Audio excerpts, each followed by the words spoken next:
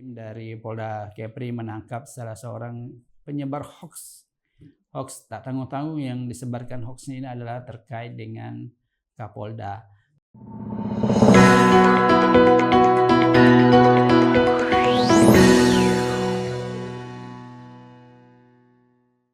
Hai Sobat Batam Pos, bertemu kembali dengan saya Muhammad Nur. Kali ini di edisi Hot News Rabu 4 Desember 2024. Ini sudah menjelang akhir tahun ya. Nah, saya akan spill beberapa berita yang akan terbit di edisi cetak Batam Pos esok. Nah, bagi yang suka melamun, merenung, nah nih di Sparbud Kota Batam itu menggelar lomba melamun. Wah, ini kesempatan bagi yang suka melamun ya, dan hadiahnya sangat menarik ya. Tapi memang ada dikeluhkan sedikit karena di event ini ternyata pelaku UMKM katanya sih dipungut atau dimintain uang sewa sebesar 7 juta untuk 4 hari. Wadaw, besar juga ya. Tapi yang terpenting adalah yang mau ikut lomba itu silakan datang, silakan daftar ke panitia ya. Tunjukkan lamunanmu yang paling hebat atau paling lama. Ini agak unik nih. Ya, kemudian seperti ketahui bahwa saat ini sedang hujan ya, dan beberapa hari ini memang sering terjadi hujan, dan ternyata itu disebut sebagai pemicu penyebab ataupun sebab musabab naiknya harga-harga kebutuhan pokok di pasar di Batam. Tadi saya sempat juga ke pasar tos 3.000, memang beberapa komoditas sedang naik. Nah, ternyata sudah diketahui bahwa salah satu penyebabnya adalah karena faktor cuaca. Kemudian kemarin kan ada penertiban lanjutan Kampung Madani. Ini sudah berganti nama lagi. Mungkin ingin membuat semacam pengalihan ya, bahwa Kampung Aceh yang selama ini identik dengan kampung narkoba, ada baiknya diganti menjadi Kampung Madani supaya benar-benar mencerminkan Madani.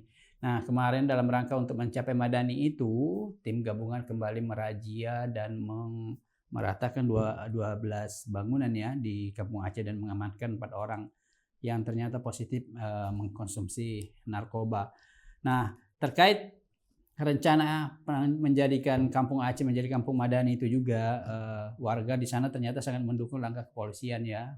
Dia berharap penertiban tidak hanya berhenti di kemarin ataupun di beberapa hari sebelumnya, tapi harus terus dilakukan dengan tentunya pengawasan yang lebih ketat lagi. Nah, bravo polisi, warga mendukung, lanjutkan. Nah, kemudian ada juga yang menarik nih soal, bukan menarik sebenarnya, memprihatinkan ya. Ternyata kasus DBD dari 1 Januari hingga 1 Desember itu luar biasa di Kota Batam, mencapai 722 kasus dan 13 diantaranya meninggal dunia. Ini kita harus waspada apalagi musim hujan begini, karena nyamuk Aedes aegypti atau nyamuk penyebab ataupun vektor dari DBD ini biasanya berkembang di tempat-tempat yang jernih ya, di air-air hujan yang tergenang. Nah, tentu harus dilakukan langkah-langkah positif untuk mencegah itu, karena sudah banyak korbannya, sudah 13 orang sepanjang 2024 ini ya, sampai 1 Desember. Nah, kemudian ada informasi menarik juga bahwa Pelni akan memindahkan pelabuhan di Pelabuhan Bintang 99 di Jodo ya. Di Pelabuhan Bintang 99 Jodo itu di situ nanti Pelni akan berlabuh, sehingga masyarakat tidak lagi terganggu dengan aktivitas bongkar muat yang sebelumnya kan di Pelabuhan Batu Ampar. Letaknya persis di samping Pelabuhan Harbour Bay atau kawasan wisata terpadu Harbour Bay Jodo. Baik, kemudian ada informasi menarik juga nih. Tadi tim dari Polda Kepri menangkap salah seorang penyebar hoax. Hoax tak tanggung-tanggung yang disebarkan hoaxnya ini adalah terkait dengan Kapolda. Nah, apa saja yang dia sebarkan, seperti apa hoax yang mereka sebarkan, silakan simak besok di edisi cetak Batam Pos.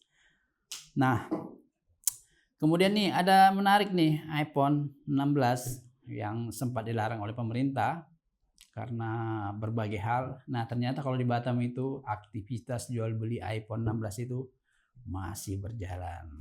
Yang mau beli silakan cari, tapi apakah bisa digunakan nanti atau tidak, ya kita kembalikan pada regulasi pemerintah ya. Ya, informasi menarik lainnya soal kemarin ada PMI ya, yang pahlawan devisa kita yang dari Singapura yang memang secara masuk memang melalui jalur belakang, tapi kemudian dia dipulangkan dalam kondisi sakit setelah beberapa lama perawatan di Singapura.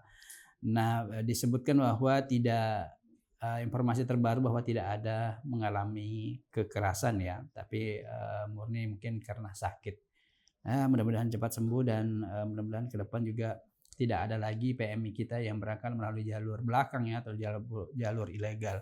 Ada baiknya semua pihak termasuk BP3MI, BP2MI juga memfasilitasi mereka yang mau bekerja selagi memang memiliki skill di luar negeri sana. Kemudian ada yang menarik juga bahwa tanggal 2 kemarin ada rapat dengan BP Batam dengan Komisi 2 DPR RI ya. Nampaknya agak sedikit panas suasananya, tapi mudah-mudahan ini bisa diselesaikan dengan baik karena DPR RI menyoroti soal moratorium pengalokasian lahan. Nah, seperti apa bisa disimak juga besok di edisi cetak Batam Post. Ya, demikian Hot News sore ini. Silakan simak besok beritanya di edisi cetak Batam Post, dan beberapa berita juga sudah bisa dinikmati di laman batampost.co.id. Juga beberapa berita videonya sudah bisa dinikmati di media sosial Batam Post. Ada Instagram, ada X, ada Facebook, ada YouTube, ada X, dan ada Thread. Silakan disimak di sana. Ya, demikian Hot News sore ini. Berita-berita yang kami sajikan baik di edisi cetak maupun edisi online serta media sosial semuanya sudah terverifikasi dan bebas hoax, karena kami media yang taat pada kode etik jurnalistik maupun kaidah jurnalistik. Saya M. Nur, undur diri. Salam redaksi.